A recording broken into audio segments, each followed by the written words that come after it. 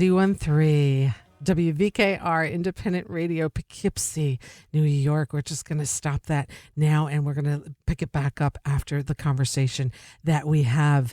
That was what we just heard, Millennial Territory Orchestra, Court of Relativity, Community Music, Volume 1, Tinctures in Time. Stay tuned for more of that music. But first, I'm so thrilled to say that we have Stephen on the line. Let me get him. Stephen? Yes. What's happening, Rita? How you doing? I'm doing great. I'm doing wonderful. So nice to hear your voice. I was so excited for the show today. So always love talking with you. Let me do a brief introduction, if I may, Maestro. Okay. All right. So I'll start off by saying to the listeners, Downbeat critics poll rising star arranger for 3 consecutive years, Grammy awardee, trumpeter, composer, arranger, and bandleader Stephen Bernstein has immersed himself in a wide array of music with bands such as the Lounge Lizards, Sex Mob, Millennial Territory Orchestra, Spanish Fly, Butler Bernstein, Hot Nine, just to name a few. Stephen has composed works for film, theater, and dance, in addition to doing arrangements for a diverse list of musicians, including Lou Reed, Lee Scratch Perry, Alan Toussaint, Linda Ronstadt, Rufus Wainwright, Bill Frisell, just to name a few. His band, Sex Mob, will be releasing a new album this spring titled Corbett vs. Dempsey, which we will be premiering a track from after this conversation. And with that, a warm welcome back to LocalMotion, Maestro Stephen Bernstein. Thank you, Rita. How you doing? That's my name for you. So the last time I saw you, we were downstairs at the Capitol Theater because you kicked some ass with hot tuna. Yeah, before I say that, I got to say the new Sex Mob record is called The Hard Way, and it's coming out on Corbett versus Dempsey. Oh, what do I know? Okay. Well, now you know that. Now I know that. You've just coming out. Oh, that's a label. Okay, wonderful. The label, great. Yeah. Thank you. Thank you. You're welcome. Yeah. All right. So, yes, I saw you at the basement of the Capitol at the end of last year, which was an amazing year, and kind of capped off a crazy wild year by playing a bunch of nights with Hot Tuna. Oh, man. And you just sounded so good with them. It was just you. It wasn't like a whole horn section. It was you. And it was just me improvise. It was me improvising with them, and it was amazing because I got to do some things I haven't really done in decades, which is, use a wah-wah pedal with electric trumpet, because it's something I used to do in the early 80s, and did it on maybe a project a friend had, Bobby Previtt's project. I think I played some electric trumpet with slide, 20 years ago. But it's something I love, but there's just not a lot of opportunity to do it. And when the whole thing with playing with Tuna, they were just play. They were like, don't worry about getting in the way, just play whatever you hear. And I was listening to the music, and I'm from the Bay Area. Right. And I was listening to that music and listening to all that great wah-wah stuff, and I said, oh, this would be a great opportunity to just get in there and have some fun with that, Yeah, it sounded so good. I've seen Tuna so many times I can't even count, but you really just added a whole nother perspective to that music, and I can't say enough. It was really cool. And then, of course, we took that good picture of you and Yorma that's kind of viral online. So, awesome. Well, the thing is about playing with Tuna, they've never had a horn player play, mm-hmm. and I don't think they've ever really had even though I kind of always careful about calling myself a jazz musician, because in a sense, but I am a jazz musician, and that's the world I come from. I grew up in the world of Louis Armstrong and Duke Ellington and Don Cherry and Lester Bowie, so that's kind of my perspective on things. And I don't know if they've ever had someone play with the band who that's their perspective. Mm-hmm. Mm-hmm. Mm-hmm. Yeah, no, it was really cool to see that. I hope that happens again at some point with them. I really do. So that would be really cool. Now, let's step back a little bit in time, if we could, Maestro. Let's do it. As you say, you are from the left coast. You were born in Berkeley, California. No, I wasn't born. I was raised in Berkeley. Where were you born? Well, my parents were moving around when I was a kid. So I was born in D.C. My dad was completing his medical degree at Howard University. Mm-hmm. Mm-hmm. Yeah, and then we lived in Chicago for a year when he was doing his internship, and then we moved to Boston, and then we moved to Berkeley in summer of '68.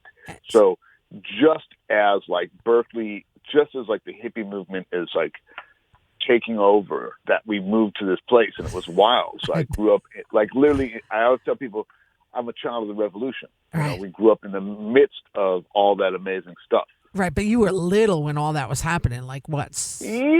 Elementary school. Yeah, but like I said, you know, I went to Black Panther summer camp. I mean, how many people get to say they did that? You know, what? You know, oh yeah. I mean, it wasn't called Black Panther summer camp. I like to call it that, but it was a summer program, a free kids program that the Panthers were running, and my folks didn't have much money back then. And my mom saw the sign for free youth summer program, so she dropped me off. Oh my God. Musical family. I know your dad was a doc, but how did you get into? Did they expose you? Did they listen to? Oh yeah, they always had liked records. My parents, they're from that generation. You know, there was a certain generation in the East Coast that really grew up. I mean, I think maybe my dad's older cousin Joel was really into jazz, but you know, they used to sit there. My dad grew up in Bayonne on the radio. You know, when I guess it'd be the late 40s, and you're listening to live broadcasts from Birdland, and you know, went and saw Count Basie at Birdland. He tells a story that they were advertising Bermuda shorts, and it's the middle of the winter, and they said, "Look, if anyone shows up in Birdland in Bermuda shorts, you get in for free." So they put on Bermuda shorts and got on the bus in Bayonne and got to Birdland for free. I mean, whether it's you know, and that generation, my dad's generation, you know, musicians, the same way sports athletes are American celebrities now, musicians were American celebrities because people listened to the radio, and they would announce, and you know, Duke Ellington would say, "Hey, we're going to feature Rex Stewart on this next piece." So everyone listens to the radio. There's no TV, right? Right. So everyone's listening to the radio, and they're going, "Okay, Rex Stewart, I know that name." And then they listen to Count Basie. You know, we'd like to feature, you know, Jimmy Rushing singing, and they say, "Oh, okay, Jimmy Rushing." So musicians really were, you know, very big celebrities in American culture because what was it? It was radio. Right, you know? where everybody was listening to radio. Absolutely, you're right, because TV didn't come till the 50s. So yeah. Now, what was your first instrument? A trumpet. I'm just a trumpet man from the beginning, from fourth grade. Yeah. Why trumpet? Louis Armstrong. And I believe, check this out. I tell a story. I've always told. I said I used to see Louis Armstrong on TV when I got home from school, and I thought he was the coolest guy. And in fourth grade, they had an assembly, and they showed a slideshow of all the instruments, and said you could pick an instrument. So I said, well, I'm gonna pick trumpet. But I'm telling you something. Like, I don't know. Sometimes we invent histories for ourselves, but I swear to God, I don't know if you've seen the new Louis Armstrong documentary that Sasha Jenkins did. I believe it's on Amazon Prime. It's called Black and Blue, and it's about Louis Armstrong, not as much as yes, as a musician, but as like a social activist, basically, as a person who kind of really, you know, this black Afro-American, black American, whatever you want to call him, who became the most famous person in the world. Right. At a time when, you know, black people couldn't even get food at a restaurant or use a bathroom, and he became the most famous person in the world. Right. And it's an amazing story about how he navigated his life, you know, his public persona, and how he felt about the world. And it shows this incredible interview with Dick Cavett, and he's telling this story, and it's just how he would throw a positive spin on things. And he talks about when he went back to New Orleans, and the announcer didn't want to announce him. And instead of him, because he said, I'm not going to announce, and you can imagine the word he put in there. Right. So instead of being upset, obviously he's upset about it because it's horrifying, but his thing was like, he said, okay, I'm going to announce myself. And he goes, and then from then on, he goes, that guy was fired. I had a job, you know, and he basically turned the tides on it, and just through his immense positive attitude, just said, okay, this guy's a racist idiot. And guess what? I'm not even going to let that affect my genius and my ability to get my job done and to give people the greatest music they've ever heard in their life. And I swear to God, that's the interview I saw when I was a kid that made me love Louis Armstrong. Wow. Have you been to the house in Queens? Oh, yeah. The guy, the guys who run it, there's a different guy running it now, but they're friends and fans of mine. So the guy running at the time called me up and said, "Hey man," he goes, "you should come. I'll give you a private tour. Come whatever day you want."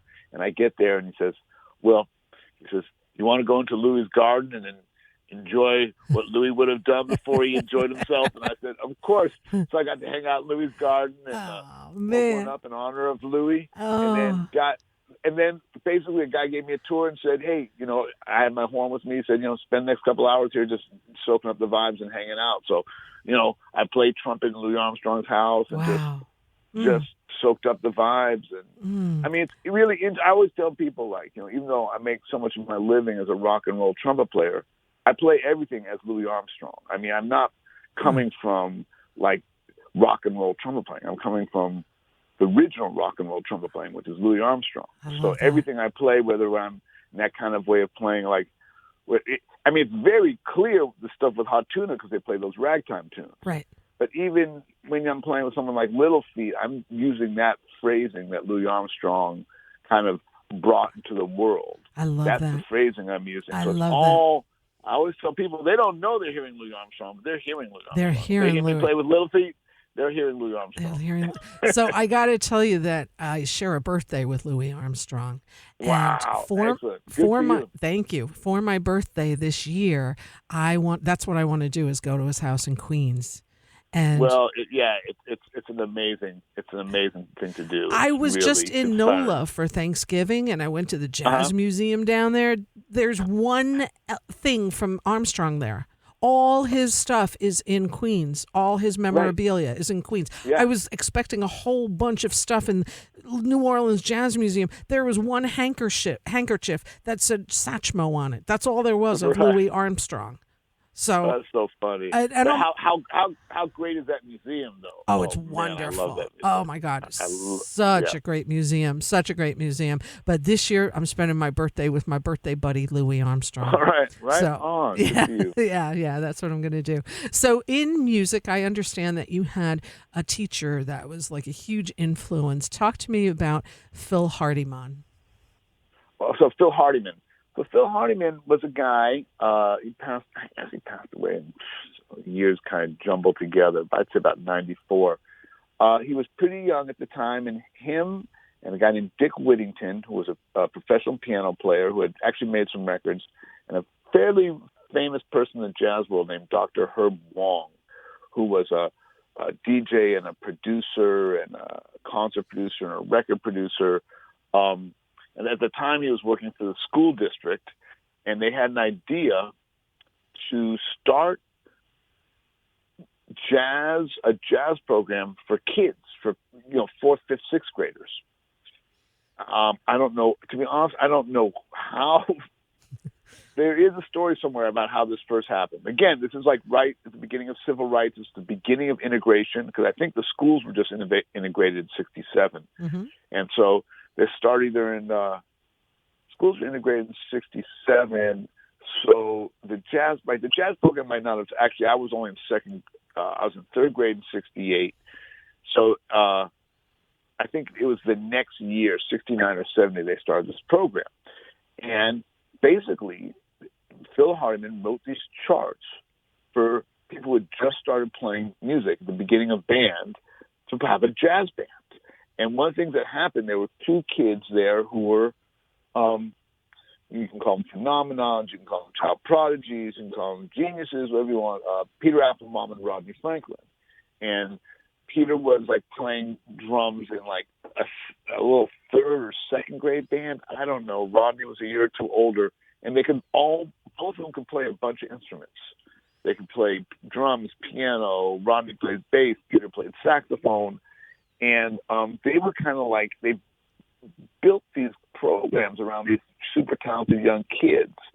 And Hardiman would write these charts that were easy enough that kids could play them. And he wrote his own tunes, but he also did Mercy, Mercy, Mercy. And I believe he did I Wish I Would Know How It Feels to Be Free. One of those songs like that, because there were always kids in the school who were good singers. Usually there were kids whose parents were professional singers. There was a lot of gospel singers in Oakland. That's where the Oh Happy Day. Edwin Hawkins singers are from Oakland, so there was a very big gospel situation in Oakland. And what Mr. Harmon did was he got us to improvise it, like in fourth grade. And he gave you what we called the three notes, the ba, ba, ba. And he'd play them, and the kids would repeat them, ba, ba, ba. And then he'd go, be-dee-da. And all the little kids go, be-dee-da. Wow. And he'd go, da-da-da-da-da. He'd go, da-da-dee-da. Just like that. And then he'd do that for a couple classes, and then say, okay, now you make up your own song with those three notes. Wow. What a way to teach. What a way to teach. Yeah. So then it's like, okay, I found out all the little things I could do with three notes, and you'd get up there, and at the assemblies for the kids, everyone would take a solo.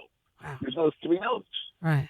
And those are still the three notes that I use. I'll record never go, they've been playing the same thing we've been playing since I'm in fifth grade. I'm like, yeah, I know. Amazing. Amazing. And I think it's so cool. Peter Apfelbaum, he's your buddy, he's your friend, and you guys have known each other since then. We've been playing together almost 15 years now. It's crazy. Wow. And I think the one time that Peter subbed in the Ramble band, mm-hmm. man, Larry Campbell just turned around like, who is this guy? Because, Peter's a preacher when he plays. He's a real, he's a natural. I mean, there's those guys who just plays music. He can play, and he plays in a very natural, humanistic way. I remember, and Larry didn't know him. Peter started playing some solo, and Larry turned around, his eyes were like, who is this guy? I love when Larry does that. That is a really cool thing. I could just see him do that also. Really, really cool. Yeah. Now, I understand you actually found Woodstock because you came at the age of 15. You spent part of your summer in Woodstock at the Creative Music Studio. I went to me and Peter together in 1977. So I'm October birthday. Peter's August birthday. So yeah, I mean, I was born in 61. So I would have been turning 16 that year because 77, but I was still 15, and Peter was still 16, right? Yeah. And we went there. We spent the summer up there, and it was at Oler's Mountain Lodge, which was in what do you call it? It's before you get to Woodstock. West Hurley. You know where? Yeah, West Hurley, exactly. Yep. You know where the it used to be like the cake shop or the place with a windmill on it. Yes. So if you turned there and went down the road like 3/4 of a mile, that's where it was. Yeah, and boy, those were the days, right? Ornette Coleman and Carl Berger. Yeah. Oh. Yeah. Well, Ornette wasn't there when I was there, but I mean, George Russell came up, Dollar Brand, Sonny Murray, Carla Bley, and Michael Mantler, who were both living in town. John Cage came up and did a concert, and Did you realize who these guys were when you were? Oh yeah. I started because of Peter and Mr. Hardiman. Well, Mr. Hardiman had very good taste in music, and he made sure we listened to good music. And Peter, for whatever reason, maybe because he, another kind of guy, he was really attracted to the kind of modern music. So we'd be listening to Art Ensemble Chicago and Ross on Roland Kirk and Don Cherry and Sam Rivers and all this stuff, and we're like kids. I mean, I remember one time, and I guess I was in 7th grade and Peter was in 8th grade. Unless I was in 8th and Peter was in 9th. We heard the story that these kind of young local avant-garde jazz musicians were going to be playing right by the junior high on Telegraph Avenue. So we went down there. And it means, like, I was like either 12 or 13, and we go down. And of course, everyone's in their 20s, and we're like these two little white kids. They're like, who are these kids? It's funny. It ended up being David Murray and Butch Morris, and I don't know if you know who Butch was. He was an amazing person who did this, he had created this thing called conduction that a lot of people have carried on. He was a cornet and trumpet player. And I used to always tell this joke about, tell this story around Butch. I was 12 or 13 when I met him, and Butch he goes, really? Because I always thought you were 9. But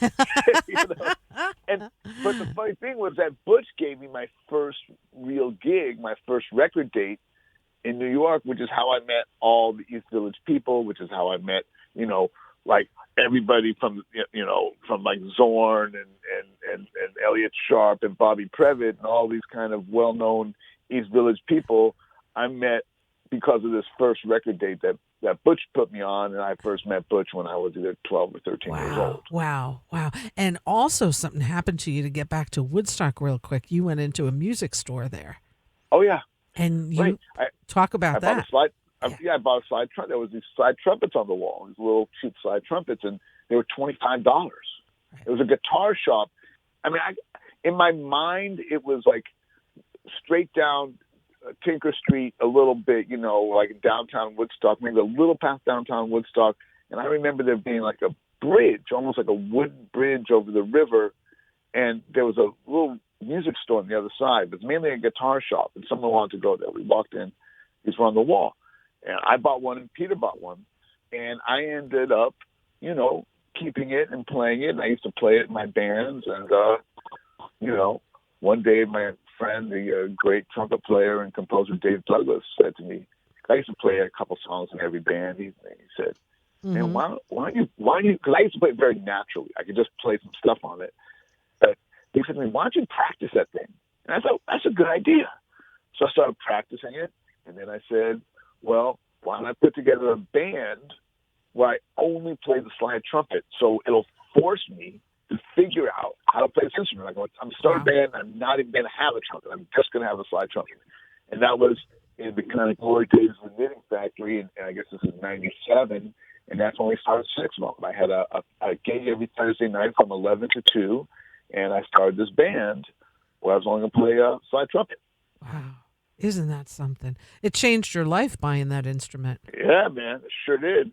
Sure did. Yeah. Well, it changed my life buying it and sticking with it. Because the reality is, a lot of people bought them. And people, trumpet players my age, a little older, almost everyone bought one of these instruments for $25, $75.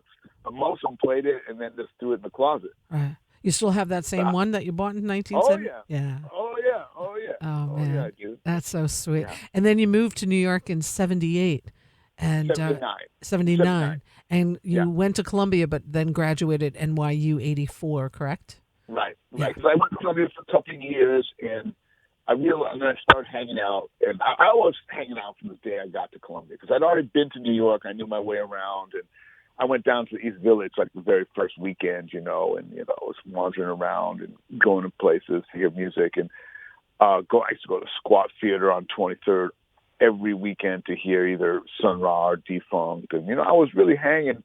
And it was, at first I did okay in Columbia because I was young and smart and inspired. And then pretty soon it got to be like, yeah, I don't know if this is really going to work out. I told my dad, I was like, you're wasting your money because I'm not really dealing with these classes, What were you studying? Well, Columbia has what's called a core curriculum, which was fantastic to take. You could take all these classes that you need to take to graduate. And they're, what people don't like to teach anymore because it's European history. It's like whatever, a lot of white dudes and males. I mean, they're all dead. You can't really get mad at them. But, but I got to read Homer and Dante and Plato, and growing up in Berkeley, we didn't read any of that stuff. Like I only had, I never had American history. I had African history and Black history growing up. So it was kind of cool for me to get all this kind of classic European, the kind of the foundation. I mean, I gotta say, reading The Cave, Allegory of the Cave by Plato, that changed my life. And then you read all those kind of, Jude the Obscure, St. Thomas of Aquinas, and it's kind of Beowulf, and I guess I read Beowulf in high school, but it's nice. It's good I enjoyed reading all that stuff. I think I got a lot out of it. Yeah. But then when it came time to get a major, I said, this is not for me. I want to figure out a way to do music. So, what was your major at NYU? Oh, then they had a music. That's what happened. They had a music. What happened was I left school. I got a day job. Just a couple of days a week. I worked at Barney Greengrass's Sturgeon King, which is a tremendous place to work. Legendary New York Jewish deli, and fish deli, smoked fish, and was playing gigs because that was that summer. The summer after I left Columbia was when I did that record that Butch got me on. That's when I met all these Village people. So then people were like, oh, I started getting in people's bands because in these Village everyone had a band. I got in this band, Foreign Legion, that Paul Shapiro had. I started we were playing down at the Pyramid Club and, Mud Club and Danceteria. I'm starting to do all that stuff, but I was working a day job. I was going out every night. I even played the Ritz with like some band. Like I'm trying to remember now. Like I remember I got one gig. It felt like, oh, this is big time. Some new wave band that was pretty big at the time. But then it was getting hard to be out all night and go to work. And NYU had just started a jazz program. It just started, and I said, oh, check this out, a jazz program in New York City. So I ended up getting a jazz degree, and I met my trumpet teacher there was another guy who changed my life, Jimmy Maxwell. So my trumpet teacher there was a guy who was kind of one of the older trumpet players in New York at the time, and he had joined Benny Goodman's band to replace Harry James, at the peak of the Benny Goodman band. Sat next to Cootie Williams, who was Duke Ellington's legendary soloist, who had left Duke Ellington to join Benny Goodman. Benny Goodman was I always tell people, my trumpet teacher replacing, I don't think he plays, actually, to be honest, I don't know if he replaced Ziggy Elman or Harry James, but he replaced one of Benny's star trumpet players. I said it was like when David Grohl joined Nirvana. Mm-hmm. That's what it was like, because everyone in America, people who don't really know about American cultural history, don't understand, like, Benny Goodman was like Nirvana at the time. It was loud and raucous, and it was a thing that young people liked, And so he was this really legendary guy, and he had gotten off the road and joined NBC staff, first on the radio. He did NBC radio, and then once he started NBC TV, he was staff on TV. So he did like the Perry Como show. He did the original Steve Allen show, the original Tonight Show. Wow. He was and made all these records. He played the theme to The Godfather. Wow. On the movie. Yeah, but he came up because of his age and being in Benny's band. He was there, like Dizzy looked up to him. Miles knew him. Like everyone knew him because he was this guy that was playing lead in Benny Goodman's band as a young guy, and he knew everyone. He knew Coleman Hawkins, and knew Count Basie, and he knew everyone. Wow. Duke Ellington even tried to give him a job in like the '60s, and he said, Duke, he said, you're my hero, but I have a family. I don't think you can afford to pay me what NBC pays me. Right. Wow. What a mentor to have. Did you see Miles when you were in New York at that age? Well, Miles came out of retirement, and I saw. I think it was his first show, which was summer of '83, which was like Schaefer Presents or something like that. Like it was a show on the pier, like. The West Side Highway and maybe 54th Street, there was a pier they did concerts. So I saw that one. Miles used to hang out though at this after hours place in the Upper West Side, but I was always too scared to go there. It was a pretty heavy scene. I had friends from the Upper West Side, like, if you go to this bar late at night, you never know, man. There's Miles may show up, right, in the early '80s. Right. So I never got to really interact with him, and I saw him play, I saw him play Alex Tully Hall. I got to see him play. I think that might have been the only time, the Alex Tully Hall show and the outdoor show. Yeah, might have been the only. Hey, that's cool. At least you saw him, so that's a really cool thing. Another big, I think, mentor in your life. Talk a little bit about Hal Weiner. Wilner. Yeah. So Hal Wilner goes back to summer of 1981. Sorry, my phone just dropped. That's okay. I hear you in the background, but yep, you'll get us. Yep, you're back. You're back on, right? Yes. So in summer '81, I go to my friend's house, and Dad was a jazz musician and a jazz fan. He says, "Hey, Stephen, dig this, man. You're gonna dig this record. It's far out." In fact, I just have the record out. We're gonna do a concert celebrating this record. There's a record called M Accord Nina Rota by a guy named Hal Wilner. Like, wow, this is interesting. And Nina Rota was the guy who wrote all the music for the Fellini films. And I look who's on the record. It's Jackie Byard, Carla Bley, Muhal Richard Abrams, Sharon Freeman, the great arranger. Look at this. Look who else. It was David Amram. Wow. And then there's a couple names. But then the funny thing that really got people's we're like, wow, what is this? Was he had Chris Stein and Debbie Harry from Blondie. Wow. Now, you have to understand, in 1981, Blondie was one of the biggest acts on the planet. Yeah. Not just New York. They were already having worldwide hits, and they're on this record next to Muhal Richard Abrams and Carla Bley and Jackie Byron and Steve Lacy playing solo. And not only that, Hal was such a visionary. It's Bill Frisell's first record date, real record date, and it's also, I believe, the first record date that Wynton and Branford Marsalis did in New York, because their father's friend, William Fisher, who was an arranger, I believe that's how they got on the date. And it's Ron Carter's playing bass on it, Kenny Barron's playing drums, and 18 or 19-year-old Wynton and Branford are on it. Man. And Hal was this, and so it's like one of those things, like you talk about opening the doors of perception. Like growing up in Berkeley, I saw that there was a very psychedelic vision of the world. Like everything can kind of exist together. And I came to New York and I saw that people were trying to do this by mixing like avant-garde music and funk music and these things. And then Hal came and he's like, no, you can just pull every single spice out of the spice rack you want and just put it and cook a meal with everything. And I realized, wow, that's what I want to do. That's what I've been looking for.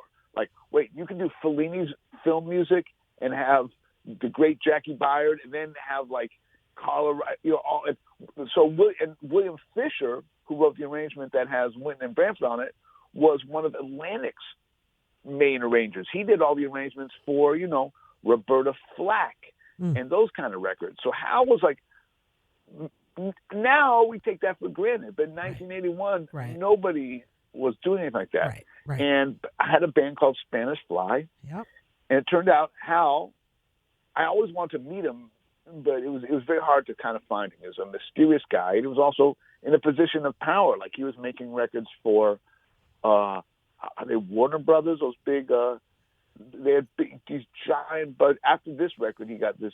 He called them concept records, and it was the concept record. And he kind of invented the idea of the concept record. So then, I'm not sure the exact order, but there was a concept record. This was a concept record on Nina Rota, and then there was Thelonious Monk, then there was Kurt Weill, then there was Disney movies. Wow. And you have a record, and one song would be Ringo Starr, and the next song would be Sun Ra. Wow. He was just, and eventually, he did a TV show called Night Music, and I did that when I was about 29, and he came up to me. He was the music producer on it, and I was doing it with Karen Mantler, who was Carla Bley's daughter, and Carla Bley, and Bootsy, and Alan Toussaint. Wow. And Hal comes up to me and says, "Hey, man, I'm Hal Willner." I'm like, "Oh, wow, Hal, really great to meet you." He says, "I love your band Spanish Fly." I'm like, "Wow." And he said, "Yeah, if I could ever do anything for you, here's my number. Give me a call." Oh my God. And he produced our first record. Wow. And I'm 30 years old, and that just kind of started this relationship, and we ended up. Wow. He ended up first being a guy like I worked for all the time. I mean, I did, including like the last big thing we did together was U2 live at the Apollo with the Sex Mob Orchestra horns and the Sun Ra Orchestra horns. Oh my gosh! Yeah, wow. And there's a live CD of it, but it's only available for people who are in the U2 fan club. So it wasn't a commercially available CD, but it's out. And it's Sun Ra's, and so I had like an expanded version of the Sex Mob horns, and I had 5 of the Sun Ra horns. Oh my God. And that's the kind of thing, and that's the kind of call I would get from Hal. That was a Tuesday night call. See, Hal was impossible to get hold of because that's the way he was. But if he called you, you picked up the phone no matter what time it was because you never knew it was. Man. And one time it was the summer, and the phone rings. It's about 1:30 in the morning on a Tuesday. And you're wide awake because you're Stephen Bernstein. Yeah, of course I'm wide awake. And I'm probably like writing a chart and watching TV at the same time.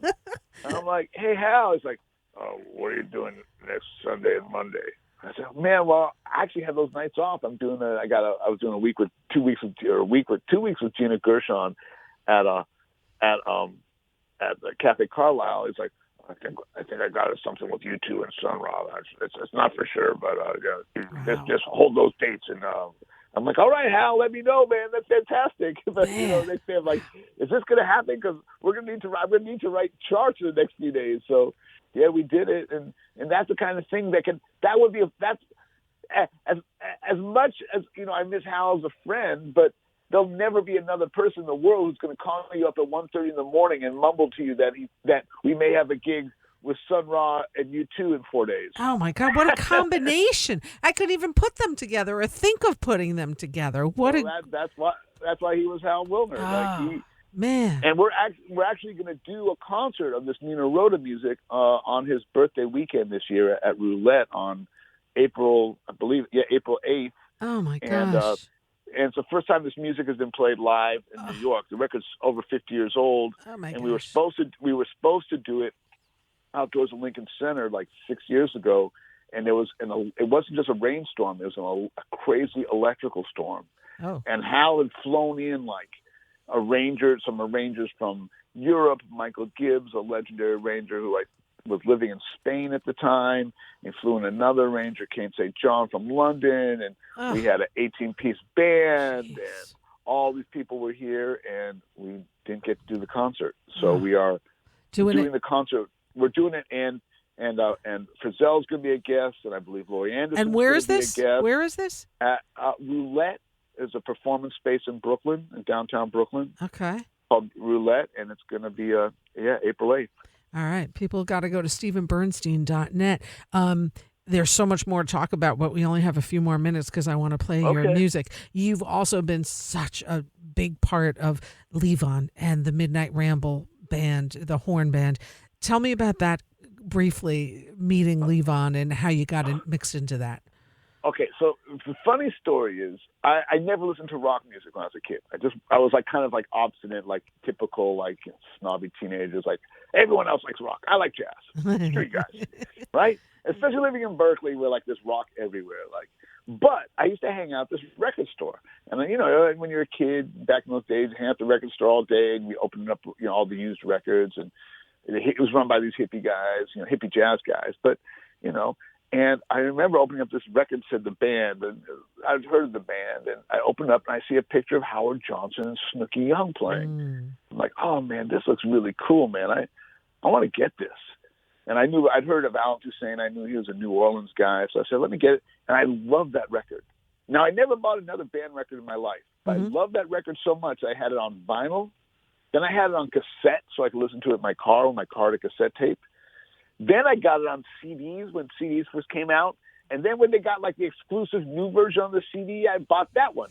Now, at this point, I still have no other band records. I just have like 6 copies of the one record with Snooky Young and Howard Johnson. So I know all these songs like inside out, man. I haven't listened to them.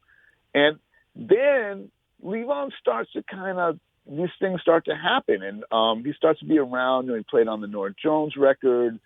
And my bass player, Tony, and from Sex Mob and Kenny, they loved the band. They started bringing like cassettes of the band records on tour with us. Back then, we used to do van tours. I remember listening. That's when I started to actually listen to the Brown record, and Big Pink was in the van with Sex Mob, and going, "Wow, man, what is this?" And they're like, "Oh, this is the first band records." I'm like, "Whoa!" And then Levon's book had come out, and Tony would be like reading from Levon's book as we're in the van. I'm like, "Oh, wow, this is really cool." Then Eric starts saying, "Oh man, I'm doing these things with Levon," and Tony had even played guitar. My bass player also plays guitar. And he had gone up there. He maybe had played bass. He either played maybe at some really early rambles, like really, really at the beginning. And then Eric was saying, "Oh man, you should come up." And I had a young family. And we used to get Saturday night was the night when you do weddings and get some real cash in your pocket. And I was like, I can't. They're like, "Well, you don't really make any money," because at the beginning there was no infrastructure at all. And then one day Eric said, "You want to come up this next Saturday?" I'm like, "Well, I don't have a wedding. Let's do it." And they, like Brendan, calls me up and he goes, "Here's some songs that Levon likes." I'm like, "Okay." Like he might want to play these songs. None of them are band songs, mind you. So I just like, you know, and maybe I listened to him. And on the way up, I told Eric, I say, one thing I hate is when people don't, horn players, like at weddings, they have to do this. Like they don't quite know the horn part and they're kind of playing it together. It just sounds super cheesy and horrible. And I call it lowest common denominator, you know, because it's nothing. It's not good. It's not like, it's like almost. I told Eric, I said, look, man, we're doing this. You know, I don't know what I'm getting paid. I'm doing this to play some music. So here's the thing. Don't try to play what I'm playing. Like, Right. I don't want you trying to copy me and doing it wrong. Mm-hmm. You just play what you're going to play, and I'm going to play what I'm going to play. And I guarantee you, if you play something good and I play something good, it'll sound really cool. Mm-hmm. And that's what we did. I Wow. said, don't try to go with me, man. Let me do what I want to be able to improvise. Right. Like, I don't want to have to, like, worry with you about you catching up with me. So it sounded like a big band.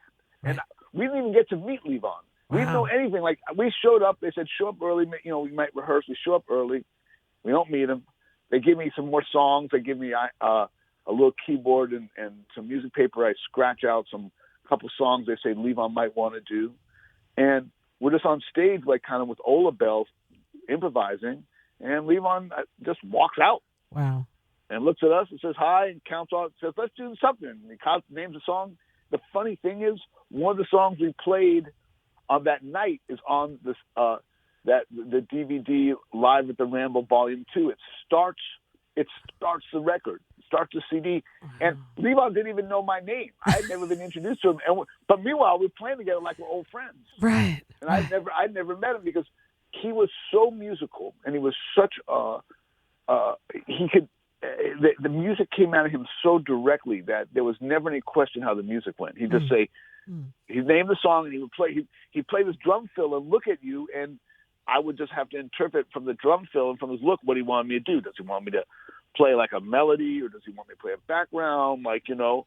And it just worked. And Right. I always tell people we improvised the first 2.5, 3 years with the Ramble Band. Wow. We didn't. We just improvised. We just listened and reacted. Are you was part no- of the Ramble Band this weekend too? Yep. Yep. And Amy has kind of rebranded it a bit, you know, sure. and because she's calling it the Helm Family Midnight Rambles, and it's kind of, she's brought on some these amazing young guys. We got Connors playing, and Adam Minkoff, and Zach, and from the old band it's the horns and Brian, and Tony Leone's playing drums, and you know, she's like kind of figuring out like what the next thing the Rambles are going to be. And we did a really great New Year's show, really beautiful, you know. So it's kind of like, all right, it's kind of a fresh start for the band a bit, you know. Right. And See what and it we're morphs bringing into. it's more, and it's kind of cool. It's exciting. It feels like the beginning again. Right. Yeah, You know, that's 'cause really cool. Yeah. Yeah. So, Stephen, we got to talk because I'll have to have you back this summer when Sex Mob is Okay. officially released. But talk to me about this track. You have a couple of shows coming up with Sex Mob at the Jazz Festival out in Oregon, right? Right, we're doing the Portland Jazz Festival. We're going to just booked a few gigs around there. It's just, you know, a quick, I call it a micro tour. Pacific West. We're just going to do Seattle, Eugene, and Portland. And this is a new record that we actually started this record before the pandemic. And my friend, the great producer Scott Harding, Scotty Hard, and he produced the first 4 or 5 Sex Mob records and the first 4 or 5 MMW records, and he works with a lot of different bands. He also extensively works with, you know, Prince Paul, De La Soul, RZA, the Wu-Tang people. He's one of the few people that really does hip hop and improvised music, you know. And we've been talking for years about doing a project, and we did a project which is really him and Sex Mob. Like, he started. What he did was he would send me loops and beats, and one piece was even a totally composed 8-minute electronic piece he had kind of come up with, and I wrote compositions for the band to go on top of it. So the band recorded, and without acoustic drums, with Kenny playing electric drums, as he plays a lot. Then we listened. Then he added acoustic drums to a bunch of songs, and then he just did and he added some guitar, Tony and Brigham both play guitar. And after that, he just starts working with the songs. And it was during the pandemic, so he just spent a couple of years. There wasn't any hurry. Right. So he spent a couple of years. He had a Medeski on a couple tunes. One of the tunes you're going to hear is with Medeski. He had Vijay Iyer, our friend. And the track that you sent me that we're about to listen to, Banachek? Banachek, yeah, is with Medeski. Perfect. Any Sex Mob dates on the East Coast York, yet? Well, we're gonna play at the Stone on March. Actually, we're playing February 14th. We have a Valentine's Day gig at New Blue, February 14th. Oh, perfect. With our friend Sasha Dobson, and we always play songs of love, so we don't have to change our repertoire. And then we're gonna play March 24th at the Stone. I'm doing 4 nights at the Stone, different project every night in March, and then in May we'll do a record release of some sort. But I can't talk about it yet. But I think there is a very exciting, amazing Sex Mob backing up a very well-known artist this summer in Europe and probably the States too. But I can't really talk about it yet. Oh. But it's good. But people will. It's cool enough that everyone's going to know about it when it happens. Oh, man, Stephen, I'm so happy for you. I can't wait to hear this whole new release. I'm honored that you're sending the track. My show's up in 5 minutes, so I'm gonna play that track. And really, thank you. I'm honored to be able to play that for the listeners and all of that. StephenBernstein.net, dude, you got to write a book. That's what everybody says to me. Yeah. I guess I will. You got to write a book. Right. So listen, I loved seeing you with MTO at Birdland, again at the Falcon. Everything you put together, you're a master of your craft. Thank you for making the music that you do, man. Just keep doing what you're doing. I'm a huge fan. Thank you for the support. Musicians couldn't do it without people like you. It's all one big community, and people like you are just so important to the community. That love all kinds of good music, no matter what the style is. Exactly. So thank you for being an important part of our Absolutely. community. Stephen, I will see you soon. I'm going to give you a big hug. Maestro, it's an honor to know you, to hear your music. Keep spreading the love. Much love to you, and I'll talk to you soon. Thank you, Rita. Yep. Bye. Thank you. Bye. 91.3 WVKR. I love that, man. Stephen Bernstein. I'll be uploading this interview tonight on YouTube, LocalMotion on 91.3 WVKR. If you'd subscribe to the YouTube channel, as well as giving a follow and a like on the Facebook page by the same name. We are going to do the world premiere right now of the new Sex Mob song, Banachek, off the upcoming album called The Hard Way. And I'm going to get off air now so we can listen to it just about in its entirety. I'll return next Wednesday with Rhett Miller, first-time guest, 2 weeks with Ben Swearin, and in 3 weeks, Larry and Teresa. Let's keep it tuned. Let's take a listen to Sex Mob. Again, StephenBernstein.net. You can follow him on socials. He's a master of his craft, and it's an honor. Let's premiere this Sex Mob song, and I'll be back next week. Until next time, I wish you all peace